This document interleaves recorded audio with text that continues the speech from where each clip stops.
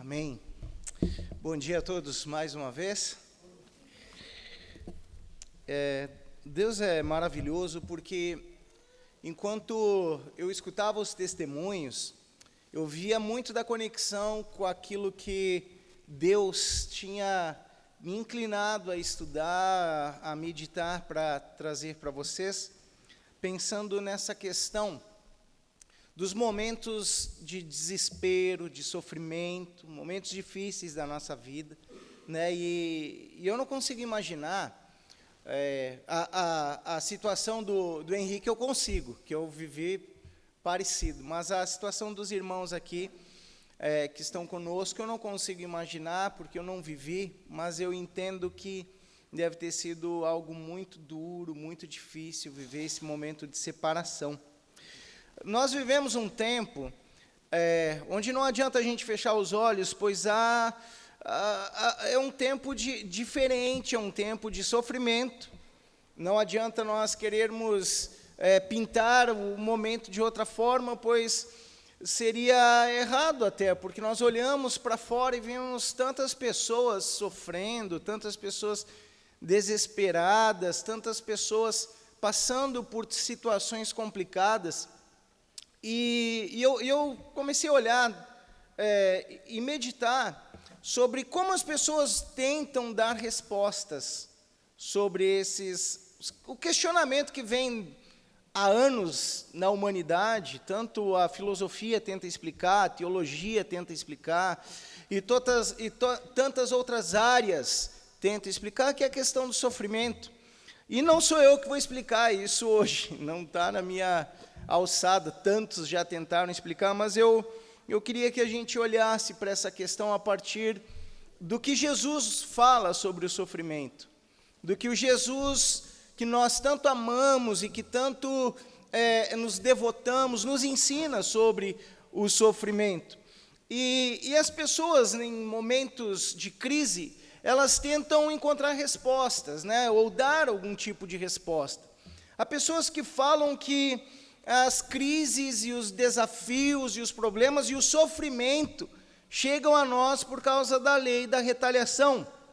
Muitos e muitos dizem assim: não, isso está acontecendo porque você pecou. Isso está acontecendo porque a ira de Deus se derramando sobre a sua vida. Deus está te castigando por isso.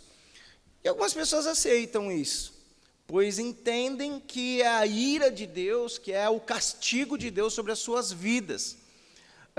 A lei da retaliação, ela é muito conectada com a lei de Talião, né, que é olho por olho, dente por dente. Você errou e agora você está recebendo a resposta do seu erro. Algumas pessoas têm falado isso. Não, é a ira de Deus. Outras pessoas falam do fatalismo. Isso está acontecendo porque tinha que acontecer. Pronto, aconteceu. As coisas acontecem porque tem que acontecer. Já existem outras que nem tentam explicar. Fingem que não existe. Não está acontecendo nada, está tudo normal, está tudo tranquilo. De que maneira a gente encara as coisas da nossa vida? De que maneira nós encaramos esses sofrimentos? De que maneira nós estamos encarando esse tempo pandêmico? De que maneira nós estamos encarando as dores que chegam até nós?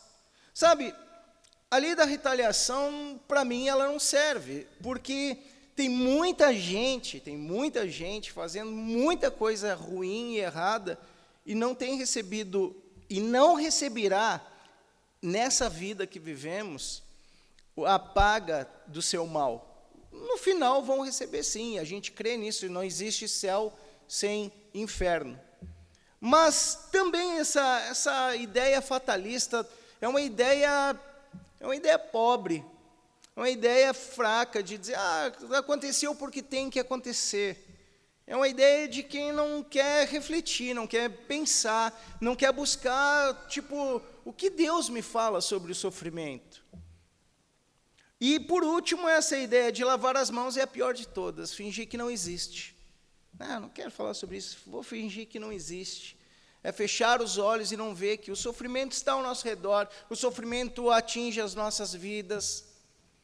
Essa semana, eu recebi a informação que a esposa de um pastor de uma mega igreja nos Estados Unidos, se eu não me engano, não sei se é nos Estados Unidos ou na Austrália, não lembro ao certo, mas se suicidou. Sofrimento, né? Era doente, tinha depressão, e aquele sofrimento caiu sobre a igreja, sabe? Dor, sofrimento.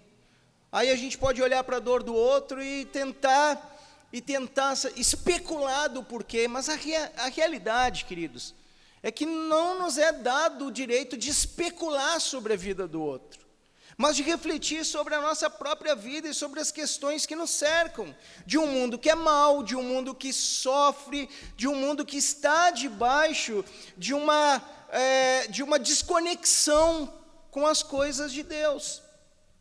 Então, por onde nós vamos caminhar?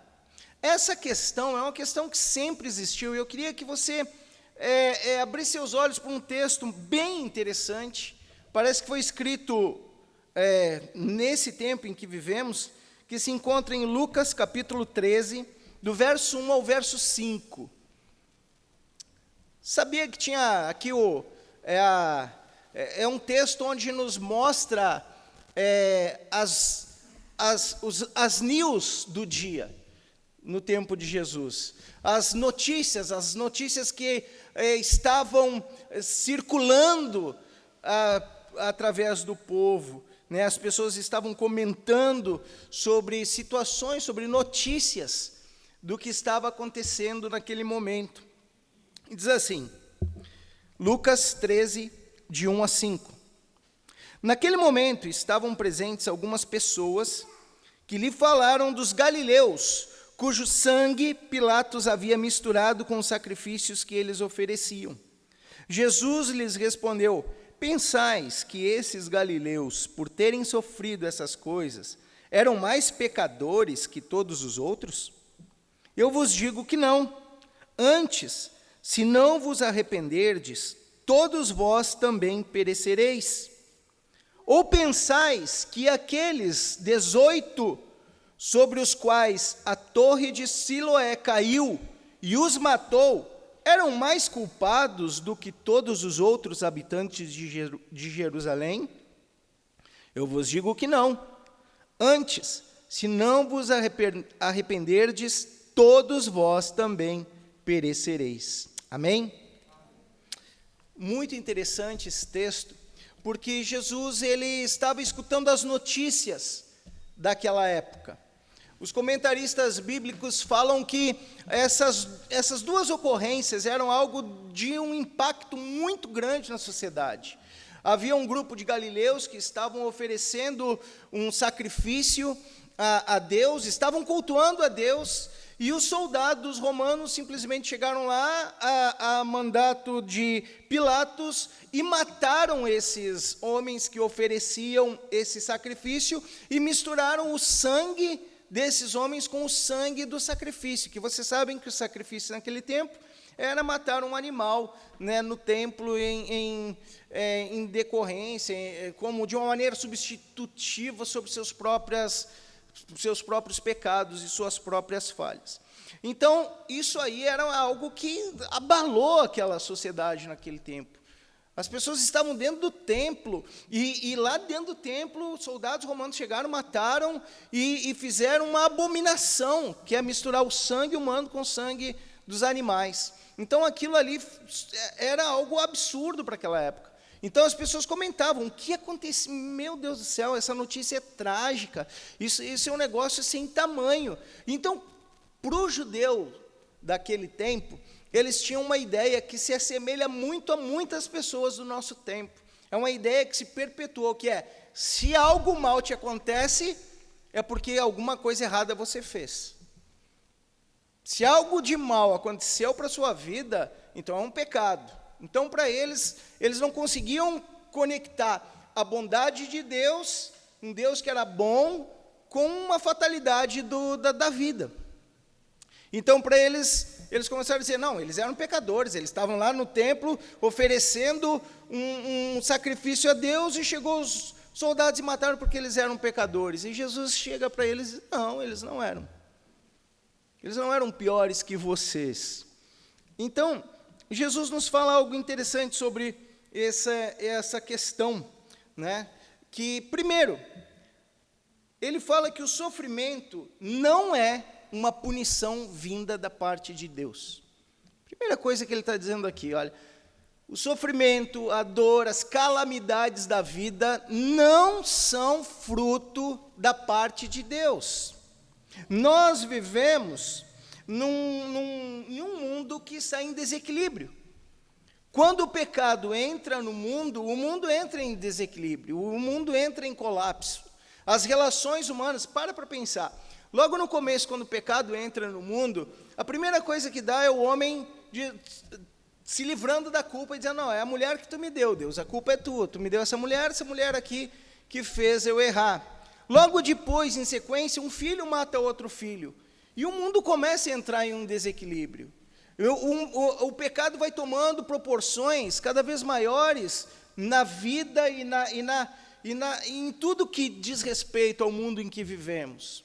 E nessa instância, as coisas vão acontecendo. Nós não vivemos aquilo que havia sido planejado por Deus para viver, mas em decorrência do pecado, a dor, a morte, a destruição da natureza, que nós mesmos somos culpados por isso.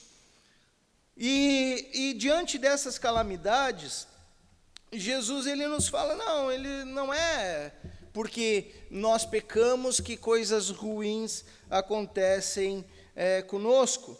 É interessante que em Mateus 5, 45, parte B, no Sermão do Monte, Jesus fala algo muito importante e que nós repetimos sempre. O Pai faz nascer o sol sobre os maus e bons, e faz chover sobre os justos e injustos.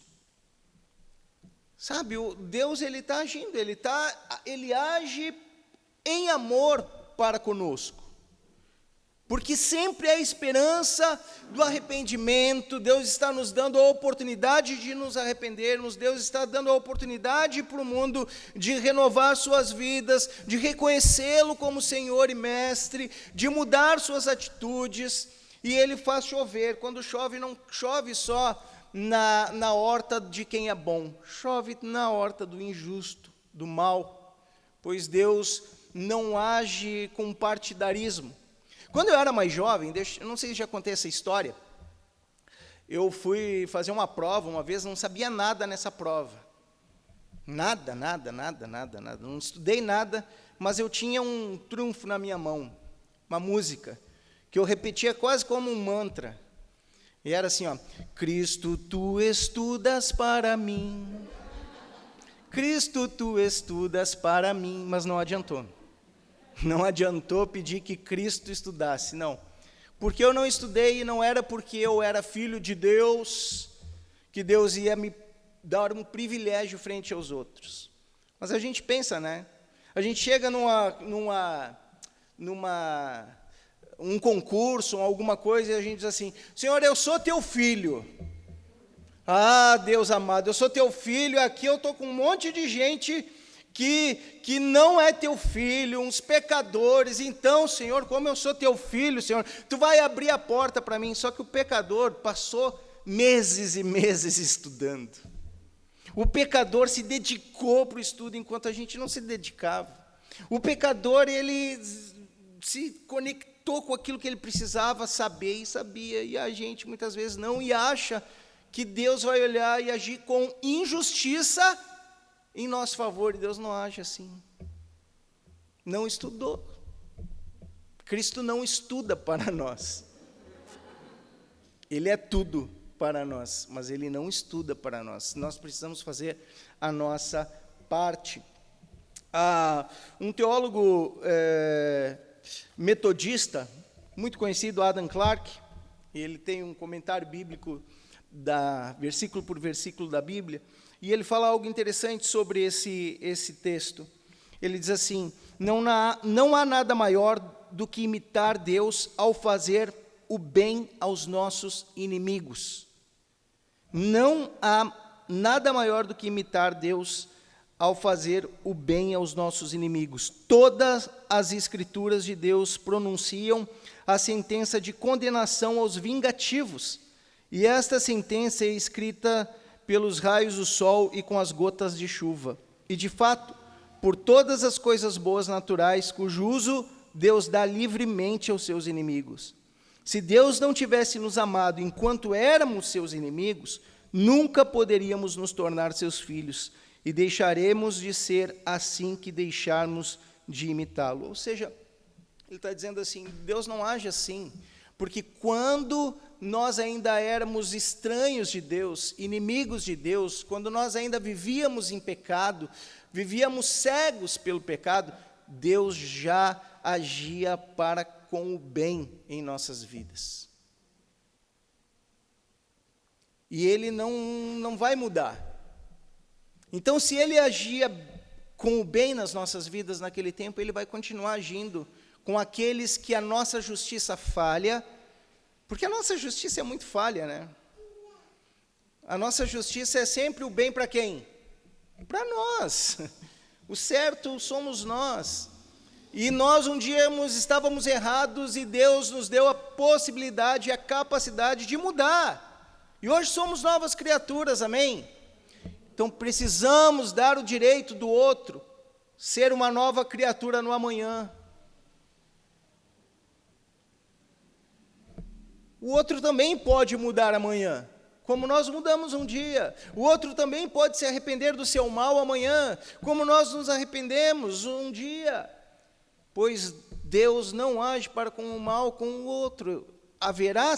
Para aí, então, deixa eu deixar bem claro, porque hoje tem um postzinho que diz assim, eu sou responsável por aquilo que eu disse, não por aquilo que você entendeu. Eu não estou dizendo que Deus, no final, Ele vai... eu vou agir com bem com todo mundo. Não estou dizendo que... Estou falando aqui, na vida. Até o último momento, Deus vai nos dar a oportunidade de mudança. Até o último momento, Deus vai nos dar a oportunidade de nos arrependermos. Um exemplo claro disso é aquele ladrão na cruz, já na cruz, lá condenado, e ele tem um momento onde demonstra um arrependimento, ele diz, olha, lembre-se de mim quando entrar no paraíso, ou seja, ele reconhece, ele não merece estar aqui, a gente merece, ele fala para o outro bandido, ou seja, para o outro ladrão, ou seja, até o último minuto Deus nos dá a possibilidade, amém? Amém, mas tem gente que vai dizer assim, não, isso é injusto. Não, eu vivi não fazendo mal, eu vivi não fazendo aquilo, eu vivi com a vida assim, daí o cara faz um monte de coisa errada, e daí no último minuto se converte. Porque a nossa justiça é falha. A Bíblia diz que a justiça humana é como um trapo de quê? De imundícia, Ou seja, não vou nem entrar no mérito da questão, o que é esse trapo de imundícia, se você sabe, depois dá uma pesquisada no que significa isso, mas é algo sujo, é algo ruim, é algo que não tem valor algum. Segundo, o que Jesus nos fala sobre o sofrimento? Ele nos fala que o sofrimento é inerente ao ser humano. Você é humano? Ou tem algum ET aqui? É humano, Amém? Glória a Deus, somos humanos. Somos os Ben Adão, somos os filhos de Adão, somos os humanos. E se você é humano, existem duas coisas que eu sei. Você viverá momentos bons, mas você viverá momentos ruins. O sofrimento é inerente ao humano. Nós vamos sofrer, porque vivemos em um mundo que está descaracterizado, vivemos em um mundo que está em desequilíbrio com as coisas de Deus. Algo chamado pecado quebrou a nossa relação com Deus, quebrou a harmonia do mundo. Hoje nós exploramos a terra, e algo que nós não pregamos sobre meio ambiente. Todo mundo diz assim, para que Deus criou o homem? Vocês vão dizer, para que Deus criou o homem? Para quê? Por quê? Gente, estamos com vergonha de dizer, mas todo mundo diz, Deus nos criou para adorá-lo. Não é? Amém? E é interessante que Deus criou o homem em Gênesis para cuidar da criação. E Ele cria os anjos para... A função dos anjos é adorar Ele, 24 horas por dia. Mas a função do homem é cuidar e preservar da criação. Mas a gente não faz isso. A gente nem fala sobre isso. A gente nem lembra da nossa responsabilidade de cuidar da criação de Deus. Por isso vivemos nesse mundo em desequilíbrio. Nós, os cristãos, deveríamos ser aqueles que cuidam da natureza, aqueles que cuidam dos meios de sustentabilidade. Nós, os cristãos. Mas isso é mundo demais. A gente quer estar lá com os anjos, lá adorando Deus, não é verdade? Mas a nossa função é governar aqui, preservar aqui, cuidar das coisas de Deus. Porque se nós não cuidarmos de onde os nossos pés estão, como a gente pode almejar algo que somente está lá na nossa mente, no nosso desejo do amanhã? Glória a Deus por isso.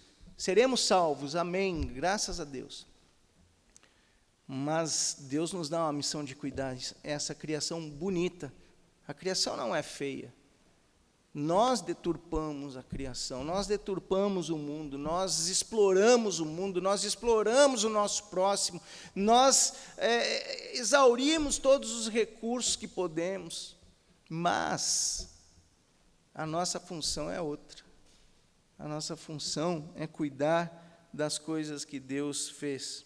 E muitas vezes estamos nessa função de não cuidar, de não preservar, nós estamos provocando sofrimento. Nós estamos provocando o buraco da camada de ozônio, os aquecimentos, os frios, as coisas que a gente está vivendo. Os polos estão mudando, parece. A gente está vivendo, parece que está no Rio Grande do Sul, às vezes aqui, temperaturas baixíssimas, neve, tudo isso.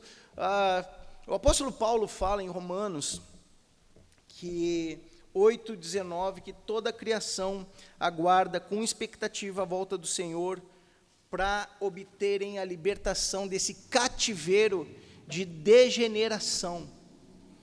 A criação clama, a criação, assim como nós, anseia, né? O apóstolo Paulo diz que a criação aguarda com expectativa a volta do Senhor, para que o mundo, os filhos de Deus sejam revelados e pare com essa exploração e essa falta de cuidado e esse mundo desequilibrado pelo pecado. Então, muitas vezes, nós mesmos somos culpados pelo sofrimento do outro.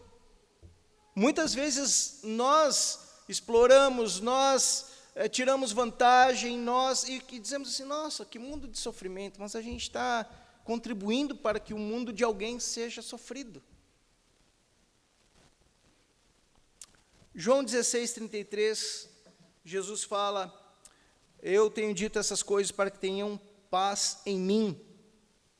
Paz em quem? Paz em mim, ele diz. Mas a gente está querendo ter paz aqui nas coisas que temos, no que conquistamos, ou paz, uma paz que Jesus mesmo diz assim, olha, a minha paz vos dou, mas a paz que eu vos dou não é como a que o mundo dá. E ele está dizendo assim, a minha paz vos dou, no mundo tereis só vitória. Agora é só vitória.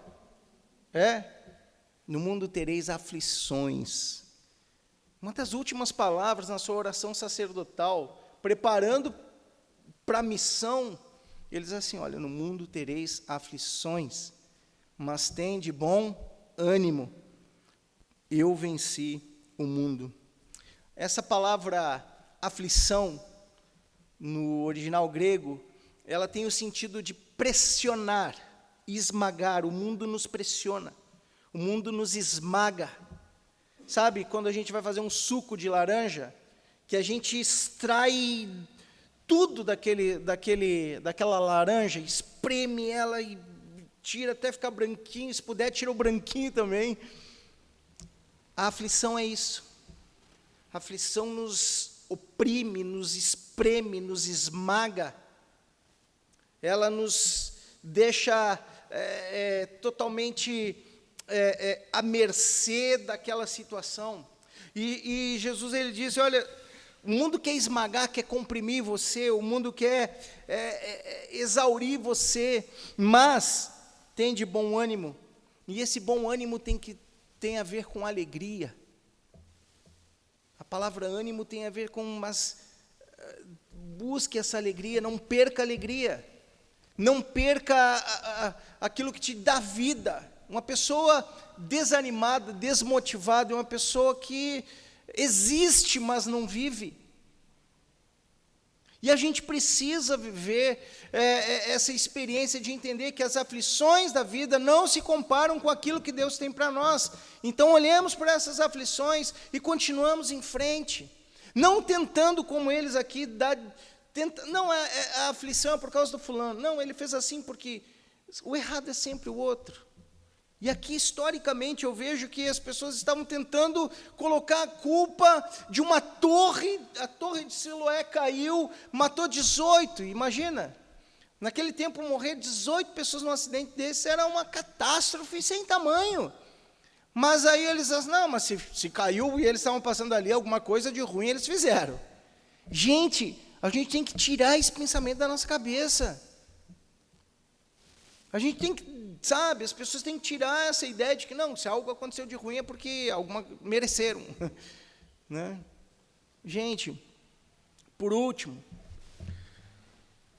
o que Jesus está falando, ele muda o foco. Ele está dizendo, vocês estão olhando para o outro.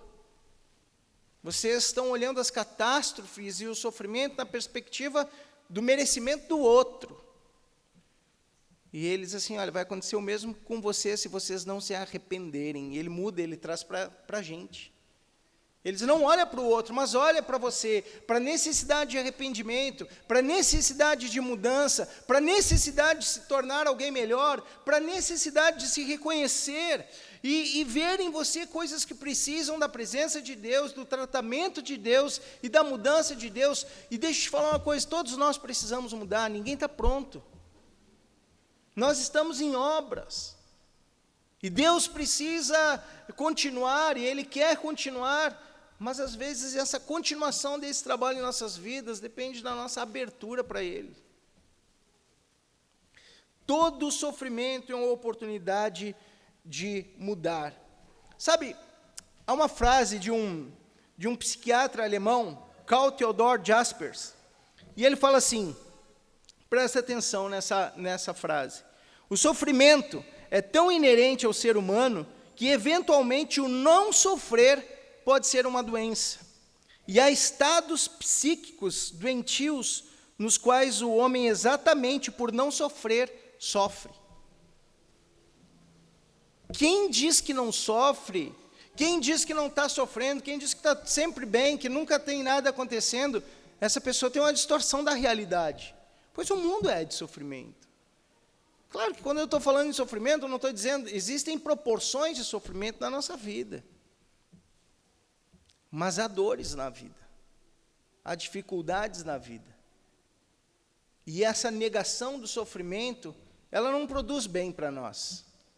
Porque a coisa mais boa é quando a gente sabe que existe o sofrimento, mas fala aquela frase que o sargento falou no começo ali.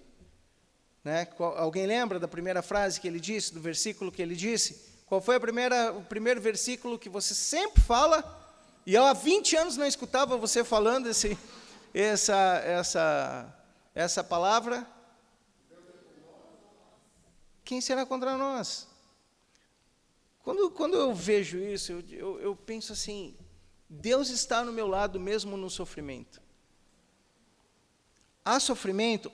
Nós vamos passar por sofrimento? Mas Deus é por nós. Por isso que Neemias fala, a alegria no Senhor é a nossa força. Não significa que eu não vou ter que lutar, não significa que eu não vou ter que construir muros, não significa que eu não vou ter que suar muito, não significa que eu não vou ter que,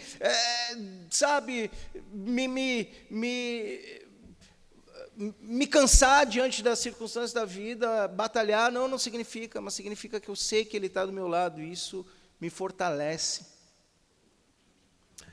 Todo sofrimento é uma oportunidade de mudança. E eu concluo com Eclesiastes 3:1. A gente está estudando o livro de Eclesiastes, e Eclesiastes é muito interessante. O sábio Salomão, ele está falando sobre a vida. Em Eclesiastes 3:1 ele diz, tudo tem seu tempo determinado debaixo do céu. Tudo há uma ocasião, um tempo para cada coisa debaixo do céu. Tudo. E ali ele vem discorrendo, ele, olha, vai ter tempo de chorar, vai ter tempo de se alegrar, vai ter... Ou seja, quando eu olho isso, eu entendo que a vida, o tempo em nossas vidas é cíclico. Há tempo para tudo. Vai ter o tempo de amar, vai ter o tempo de odiar, vai ter o tempo de plantar, vai ter o tempo de colher, vai ter o tempo de viver, vai ter o tempo de morrer, e ele está refletindo sobre a vida. E quando eu vejo isso, eu penso, que tempo é hoje na minha vida? Se é o tempo de se alegrar, que maravilha, mas de repente é um tempo de sofrer. Não que Deus vai fazer você sofrer, que é o que a gente está dizendo aqui. Mas o sofrimento é inerente ao homem. Nós vamos passar. Aí o apóstolo Paulo vem em Romanos 8, 28 e diz assim: todas as coisas cooperam para o bem daqueles que amam a Deus, daqueles que são chamados segundo o seu propósito. E quando ele fala todas as coisas, ele não está dizendo assim, que Deus faz todas as coisas, que as situações da minha vida, Deus levantou o mal para a sua vida porque ele tinha um propósito. Não, isso daí é fatalismo, isso é dizer, não, tinha que acontecer. Deus quis assim. O apóstolo Paulo está dizendo assim, mesmo que o mal venha sobre nós, mesmo que o sofrimento venha sobre nós, Deus tem o poder de fazer passarmos por isso, olharmos para trás e ver que até isso cooperou para o nosso crescimento, pois Ele estava presente do nosso lado. Ele estava presente do teu lado quando você sofreu. Ele está presente do nosso lado no momento da pandemia. Passou, muitas pessoas não resistiram, mas nós estamos aqui, e Ele está do nosso lado. E a questão que eu mais respondi o ano passado para as pessoas, não é o porquê estamos passando isso, mas é para quê, e eu repito de novo para vocês, para que estamos passando por isso? As pessoas inventam esses termos, o novo normal, e muitos já têm falado, e eu repito, talvez o normal que a gente pensasse que era o normal era o errado, o distanciamento porque nós queríamos, a vida fria. Hoje nós sentimos falta de coisas que realmente importam. Hoje nós sentimos falta de estar na igreja juntos. Hoje nós sentimos falta de tirar essas máscaras. Hoje nós sentimos falta de dar um abraço. Hoje a gente sente falta de tanta coisa. E o sofrimento nos mostrou o que é importante, porque todas as coisas cooperam para o bem daqueles que amam a Deus. E as coisas estão passando. Há um livro, e eu concluo com essa frase, intitulado Toque as Feridas, de um teólogo tcheco chamado Tomáš Halík. E ele fala o seguinte: ser uma pessoa de fé não significa livrar-se do fardo de problemas angustiantes. Às vezes, significa carregar a cruz das dúvidas e seguir Jesus com fé. A força da fé não consiste em convicções inabaláveis, mas na capacidade de enfrentar até as dúvidas e as ambiguidades da vida, em carregar o fardo do mistério, mantendo, ao mesmo tempo, a fé e a esperança. Ter fé significa que muitas vezes nós vamos passar por coisas que nós não sabemos. Cântico 313, você pode tocar, ou alguém que sabe tocar no violão, por favor, porque não precisamos cantar, Cântico 313 fala exatamente sobre isso.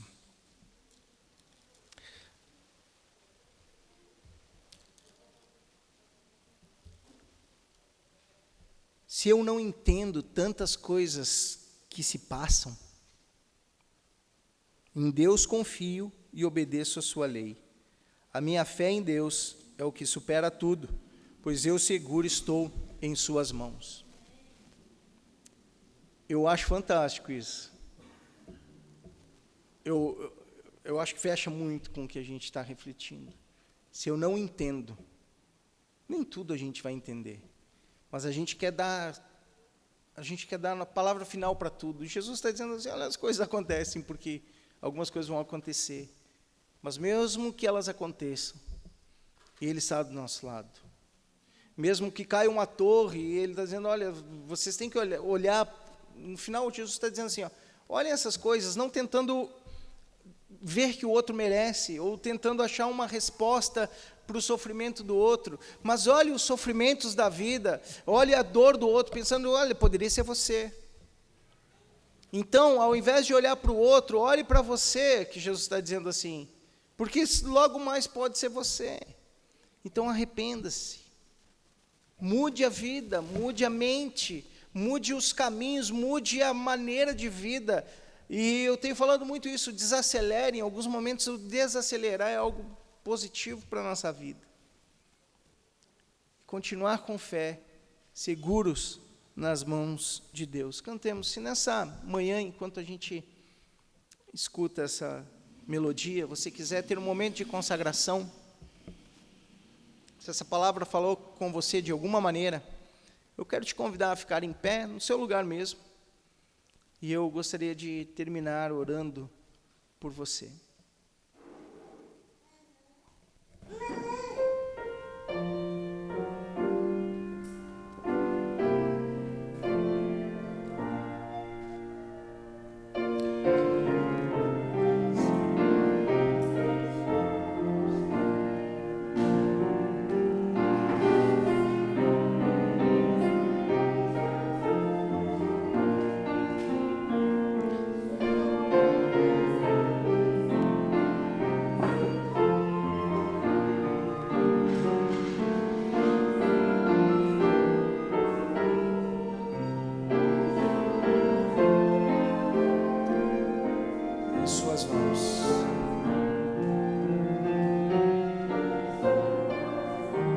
Nas mãos de Deus estou. Essa é a certeza da nossa vida. Se no caminho da vida tiver nuvens, tiver tempestades, tiver sofrimento, o trilho do Senhor é o melhor. Ele do nosso lado nos dá confiança para prosseguir.